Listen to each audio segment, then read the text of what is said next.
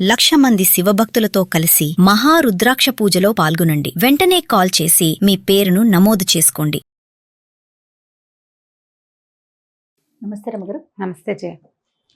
రమ్మగారు, ఇది కూడా ఫ్యామిలీకి సంబంధించిన విషయమే, వైఫ్ అండ్ హస్బెండ్కి సంబంధించింది.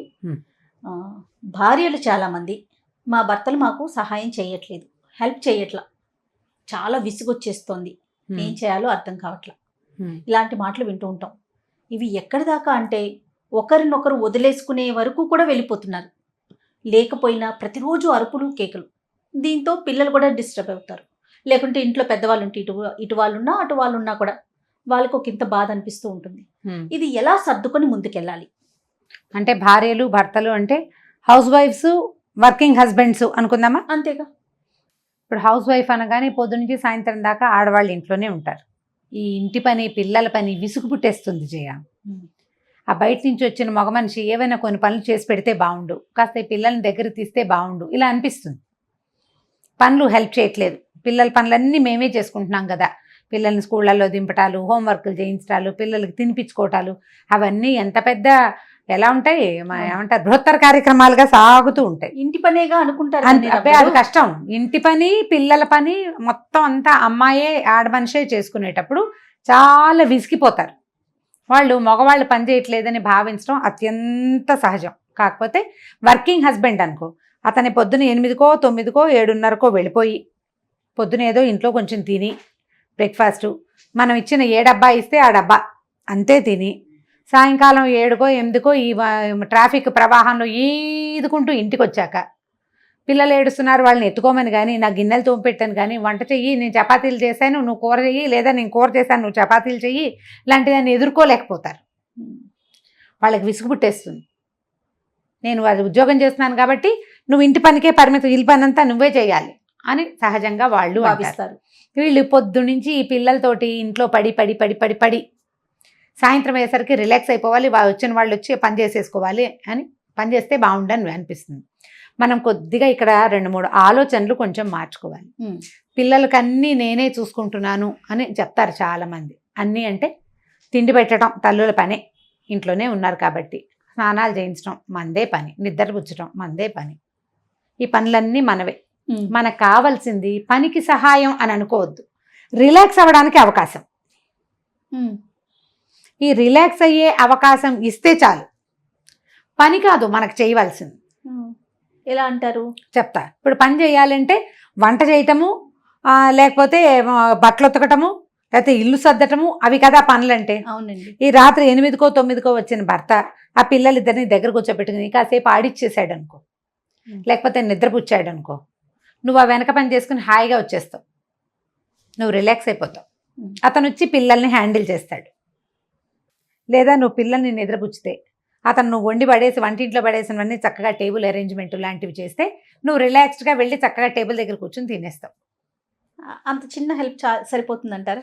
అలవాటు చేసుకోవాలి మొదట, తర్వాత ఇవి పెద్ద పనులలోకి వెళ్తాయి. ఈ రాత్రి 8కో 9కో వచ్చిన వాడు వంట వండేస్తాడా, బట్టలు ఉతుకుతాడా, ఇల్లు తుడుస్తాడమ్మా? ఏమీ చేయలేకపోతాడు. ఎవరు చేయలేరు. నువ్వు బయటికి వెళ్ళి వచ్చే కష్టం ఏమిటో నీకు తెలీదు. వాళ్ళకు కూడా ఈ ఇంట్లోనే ఉంటావుగా అంటుంటారు ఎంతసేపు. ఒక ట్యాగ్ లైన్ ఉంటుంది, ఇంట్లోనే ఉంటావు ఇంట్లోనే ఉంటావు. ఇంట్లోనే ఉన్న వాళ్ళకి విసుగు పుట్టిపోతూ ఉంటుంది. పిల్లల పేచీలు, వాళ్ళ తిళ్ళు తిప్పలు నిద్రలు వేళ ఇంట్లోనే ఉన్న టైమింగ్స్ తప్పిపోతూ ఉంటాయి. అవును. చంటి పిల్లల తాలూకు పెంపకాలు అమిత బాధాకరమైనవి. దీంట్లో బేసిక్ థింగ్ ఏంటంటే ఈ చిన్నపిల్లల తల్లులకి పనుల అలవాటు లేకపోవటం. పని అలవాటు ఉండదు.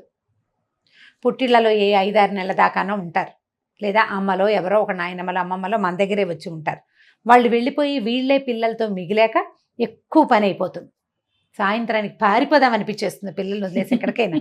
అందరికీ అనిపిస్తుందమ్మా, అదేం తప్పు కాదు. తల్లులు ఇలా ఫీల్ అవ్వకూడదు లాంటివి చెప్పకండి, నీతి వాక్యాలు ప్రతి వాళ్ళకి అనిపిస్తుంది.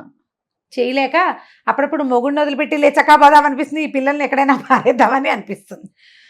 ఆఫ్టర్ డెలివరీ బ్లూస్ బోల్డ్ ఉంటాయి, ఆఫ్టర్ మ్యారేజ్ బ్లూస్ లాగానే బోల్డ్ అని వస్తాయి.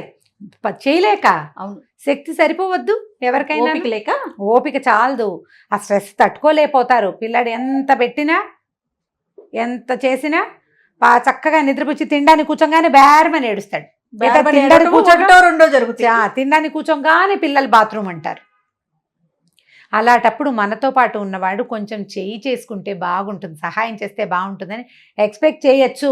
అందులో తప్పేం మీరు లేదు. అన్నట్లు రమ్మగారు భారీ ఎత్తున కాకపోయినా ఇదిగో ఏదో వంటింట్లో నుంచి తీసుకొచ్చి గిన్నెలు పెడితే అమ్మయ్య చాలా అనిపించేస్తుంది. చాలనిపిస్తుంది. ఈ చాలనిపించే వాటిని భర్తలకి అలవాటు చేయండి. ఎలా? అదే ప్రశ్న. పిల్లల్ని మొదటి 3వ నెల నుంచి సాయంకాలం అతను రాగానే పిల్లల మీద సరదాగా ఉంటుంది. నువ్వు కూడా అతనితో పాటు అక్కడే కూర్చోకుండా ఆ పిల్లాడిని అప్పచెప్పి పని చేసుకోండి. ఏదో హ్యాండిల్ చేస్తాడు, ముద్దుగా ఉంటుంది, ముచ్చటగా ఉంటుంది కదా. ఎవరో కొంతమంది ఉంటారు పిల్లలు కూడా ముద్దు రాకుండా తమకి తమే ముద్దొచ్చేవాళ్ళు. నువ్వు పిల్లలు కావాలన్నావు కదా, నువ్వే హ్యాండిల్ చేసుకో అనేవాళ్ళు ఉన్నారు జయ, వాళ్ళు కూడా ఉన్నారు. ఎప్పుడూ డిపెండెంట్గానే ఉండే మొగోళ్ళు మహానుభావులు కొంతమంది ఉంటారు, డిపెండెంట్గా ఉంటారు. వాళ్ళకి అన్నీ భార్య చూసుకోవాలి, పిల్లల్ని ఆయమ్మాయే చూసుకోవాలి, భర్తని ఆయమ్మాయే చూసుకోవాలి. ఎంతసేపు నన్ను చూసుకో అనేవాళ్ళు ఉన్నారు, వాళ్ళు కనపడతారు. చిన్నతనంలో తల్లులు చూసుకున్న వాళ్ళు పెద్ద అయ్యాక భార్య చూసుకోవాలని భావించేవాళ్ళు అందరూ ఉండరమ్మా, కొంతమంది కాదు. ఒక మనస్తత్వాల్లో తేడా ఉంటాయి కదా. ఈ భార్యల కష్టం మరీ పెద్ద కష్టం పాపం. సహాయం ఎక్స్పెక్ట్ చెయ్యొచ్చు, కాకపోతే ఈ బయట నుంచి వచ్చిన వాడు ఎంత విసుగుపడి వస్తాడో, ఎంత కష్టపడి వస్తాడు, అతన్ని ఇంకా పని కూడా చేయించాలని మనం కోరుకోకూడదు అని ఆలోచించుకోవాలి. ముందు మనం పిల్లలు కలగటానికి ప్రెగ్నెన్సీకి దానికి ప్రిపేర్ అవ్వాలమ్మా. కొంచెం పిల్లలు పుట్టాక పని ఎక్కువ అవుతుంది. ఈ డెలివరీ అయ్యాక 11-21 రోజు నుంచి మెల్లిగా తల్లుల మీదే డిపెండ్ అయిపోకుండా పిల్లలు పనులు చేసుకోవటం, బట్టలు మడతేసుకోవటం, అమ్మకి కొంచెం ఏదైనా వెనకాల పని సహాయం చేయడం, అట్లా ఒంటిని అలవాటు చేసుకోవాలి పనులకి. అవును, ఎందుకంటే ఈ కష్టాలన్నీ మగవాళ్ళకి సహాయం కాదు, మనకి సహాయం. మనం స్ట్రెస్ అవుట్ అవ్వకుండా ఉండాలి అంటే స్ట్రెస్ని హ్యాబిట్ చేసుకోవాలి, స్ట్రెస్ అలవాటు చేసుకోవాలి. పిల్లల్ని ఎత్తుకుని అన్నం తింటాం, కొంతమంది అలా కాదు, రిలాక్స్డ్గా కూర్చొని తినాలి, ఒక నిదానంగా తినాలి, అలా అలవాటు ఉంటుంది కొంతమందికి. అది కొంచెం తగ్గించుకోవాలి. పిల్లల్ని ఎత్తుకుని కొన్ని పనులు చక్కబెట్టుకోవటం, ఎత్తుకునే పని చేయటం. మా దగ్గర బోళ్ళంత మంది ఉన్నారు, నేను కూడా అలాగే మా వాడిని ఎత్తుకునే పని చేస్తుండేదాన్ని. దింపితే ఏడ్చేవాడు, అలాగే ఎత్తుకో 10-11 కేజీలు ఉన్న పిల్లాన్ని ఎత్తుకుని చేయొద్దు పని, చేయటమే మరి ఏడుస్తూ ఉంటాడు, ఏం చేస్తాం, ఏడ్చే బదులు ఎత్తుకుంటే సరిపోతుందని. అలా చంకలోనే పిల్లల్ని మోస్తూ తిరిగే వాళ్ళు కూడా బోళ్ళ మంది కనిపిస్తారు, పిల్లల్ని మోసుకుంటూ ఉండేవాళ్ళు. ఇవాళ రేపు బ్యాగులు వచ్చేసినాయి రమ్మగారు, బ్యాగులు వచ్చినాయి, బ్యాగులు ఉన్నాయి. మావాడి చిన్నప్పుడు బ్యాగులు, ఇవాళ రేపేమిటి, మావాడి చిన్నప్పుడు 23-24 ఏళ్ల క్రితమే ఉండేవి కంగారు. యూసేజ్ పెరిగింది కదా ఇప్పుడు యూసేజ్ పెరిగింది, ప్రతి వాళ్ళు వేళ్లాడేసుకుని తిరుగుతున్నారు. అది కొంచెం లేత నెలప్పుడు పర్వాలేదు, కానీ 2 ఏళ్ళు వచ్చాక కొంచెం కంఫర్టబుల్ గా ఉండదు, పిల్లలు కూడా హాయిగా ఫీల్ కారు, టైట్ అనిపిస్తుంది. ప్రధానమైనది ఏంటంటేనమ్మా సెల్ఫ్ పిటీ తగ్గించుకోండి. ఇవన్నీ నేనే చేసుకుంటున్నాను అనే భావన మీకు వచ్చిందా, పిల్లల్ని నేనే చూసుకుంటున్నాను బాధపడద్దు. నేను కాకపోతే ఎవరు చూసుకుంటారు నా పిల్లల్ని, నేను కాకపోతే నా ఇంటి పని ఎవరు చేస్తారు అని భావించండి, మీకు ఈజీగా ఉంటుంది. అంతే. మగవాళ్లతో ఏదైనా కొంచెం సరదాగా మాట్లాడడానికి, మామూలుగా మాట్లాడుకోవడానికి అవకాశం వచ్చినప్పుడు నువ్వు వచ్చాక కాసేపు పిల్లల్ని చూసుకో, నేను ఇంకో వెనక పని చేసుకో, ఆ పనులన్నీ నువ్వు చేసి పెట్టద్దు, నేను చేయలేకపోతున్నా, అవన్నీ వద్దు, నువ్వు పిల్లల్ని చూసుకో, లేదా నేను పిల్లల్ని చూసుకుంటాను, నువ్వు ఆ 2 పనులు చేసి పెట్టు అని 2 పనులు ఒక్కొక్క పని అలవాటు చేయండి. కొంచెం పెద్దవాళ్ళు అవుతారా, పెద్దవాళ్ళు అయిన తర్వాత మగవాళ్ళకి గ్లాసులు, కాఫీలు, మంచినీళ్ళు, చపాతీలు అందించడం ఒక అలవాటుగా ఉంటుంది. అలవాటు ఉంటుంది కదా, అంటే ఇప్పుడు నాకేసి చూడకు నువ్వు, నేను కూడా అంతే, అందుకే చూస్తూ ఉన్నా. అలవాటు ఉంటుంది. ఈ అలవాటును కూడా క్రమంగా తగ్గించుకోండి. నేను తిరగలేకపోతున్నాను, వచ్చి తీసుకోండి. ఒక్కో దోశ అందిస్తారు జయ కొంతమంది. ఓపికగా ఉన్నప్పుడు సరదాగా భర్తకు బాగా చేసుకోవడం బాగుంటుంది, ఓపిక లేని రోజున వాళ్ళు అక్కడే కూర్చుని ఉంటారు, చేయట్లేదు అనిపించేస్తుంది. అసలు ఆ అలవాట్లు మప్పద్దు. డైనింగ్ టేబుల్ 4 దోశలు వేసి పట్టుకొస్తా, ఒక్కో దోశ వేసే అలవాటు బ్యాడ్ ప్రాక్టీస్, పిల్లలకి నేర్పద్దు, మగవాళ్ళకి నేర్పద్దు. దీనివల్ల మీ సంతోషం, వాళ్ళతో మీకు బాండేజ్ కాదమ్మా, రేపొద్దున వాళ్ళు పడే అవస్థ, మీరు పడే ఇబ్బంది చాలా పెద్దవి. ఒక్కోటి అందించద్దు. ఆమ్లెట్లు వేస్తారు, 2-3 పూలు చేసి ఇవ్వండి ఒకేసారి. ఇది చేస్తారు, శాండ్విచ్లు చేస్తారు, 2-3 చపాతీలు చేస్తారు, 4 చపాతీలు ఒకటేసారి పెట్టి కూరేసి ఇచ్చేయండి, టేబుల్ మీద పెట్టండి. కిచెన్ నుంచి ఈజీగా అందుకునే దారి ఏదైనా ఉంటాయి, కొంతమంది కిటికీలకు వస్తున్నాయి కదా, ఆ కిటికీలో పెట్టేసి అక్కడి నుంచి తీసుకో, అక్కడ కూర పెట్టు, అక్కడి నుంచి వేసుకో. బలవంతంగా మగవాళ్ళకి పిల్లలకి ఇది నేర్పండి. వాళ్ళ పని వాళ్ళు చేసుకోవటం కనుక వాళ్ళకి అలవాటైతే రేపొద్దున వాళ్ళ అవస్థ పడరు, వాళ్ళ భార్యలు ఇబ్బంది పడరు. ఇలా పసిపిల్ల తల్లి, 6 నెలల 8 నెలల చంటిపిల్ల తల్లి భర్తకి ప్రతి చపాతి ప్రతి దోశ అందించాలి వేడివేడిగా మా అమ్మ పెట్టేది అన్న మాట మాత్రం మీరు తీసుకోవద్దు దయచేసి. ముందు నుంచి అలవాటు చేయాలంటారు. ఇప్పుడు కొత్తగా పెళ్ళిళ్ళైన ఆడపిల్లలు కూడా మొగుళ్ళని ముద్దుగా చూసుకుందామని భావిస్తారు.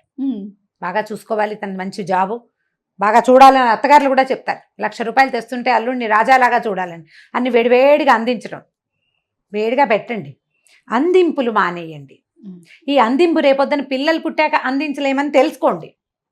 ఆల్రెడీ మీ దగ్గర పిల్లలు ఉంటే నా వల్ల కాదు, నేను ఇలాగే చేస్తాను, ఎందుకంటే చేయలేను, తిరగలేను అని అల్టిమేటం ఇచ్చేయండి. పోట్లాడకండి, చెప్పండి. పోట్లాట కాదు, చెప్పడానికి పోట్లాడడానికి చాలా తేడా ఉంది. నేను మనిషిని అనుకున్నావా, రోబోని అనుకున్నావా అనద్దు. నేను చేయలేను, నా వల్ల కావట్లేదు, ఇక్కడికి వస్తే చేస్తా. సాఫ్ట్ గా చెప్పమంటారా, గట్టిగా చెప్పమంటారా? సాఫ్ట్ గానే. ఇప్పుడు నేను ఎలా చెప్తున్నాను, నా సౌండ్ సాఫ్ట్ గా చెప్ప, నాదేమో హెడ్ మిస్ట్రెస్ సౌండ్. మరి అందుకే ఇలా సౌండ్ ఇట్లా చెప్తే ఎలా కుదురుతుంది? నేను నీకు కాబట్టి చెప్తున్నాను, మా వారికి అయితే ఇలా చెప్పను కదా. రమ్ గారు చెప్పారని చెప్తే అలా మీరు చెప్పుకోండి కావాలంటే. మా మాస్టర్ ఇలాగే చెప్పారని చెప్తుంటాం మేము. హెచ్సార్ గారండి మా సైన్స్ మాస్టర్, ఏంటాయ్ సముద్రం కట్టుముట్టి అనేవారు అన్నమాట. తిట్లు అలాంటివి తిట్లు. ఏంటా గోల, సముద్రం దగ్గర ముష్టి వాళ్ళు వెంటబడతారు. ఆయన గుర్తొచ్చి ఎక్కడైనా మాట్లాడుతూ ఉంటే అలా అని ఏంటాయ్ అని ఆయన ఎవరినైనా ఇలా నేను నీకు చెప్పినప్పుడల్లా హెడ్ మాస్టర్ ఆయన గుర్తొస్తారు. హెచ్సార్ గారు ఎంత ఇంకా అంతకంటే పెద్ద కేకలేసేవాళ్ళు కాదు పాపం. ఏంటాయ్ ఒక్కొక్కరు మాట తీరు అలా అన్నప్పుడల్లా ఈ మధ్య కాలం చేశారు మాస్టర్.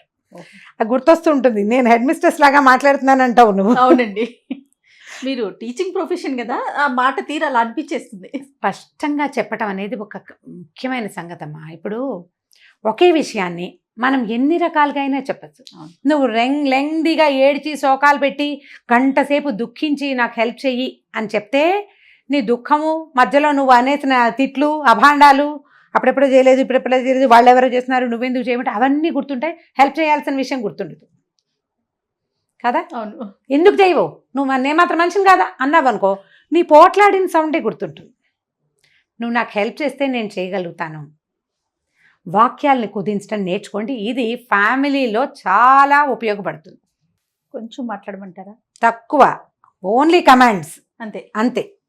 4 వాక్యాలు 3 వాక్యాలు 2 వాక్యాలు అంతే చెప్పి చేయించుకోండి.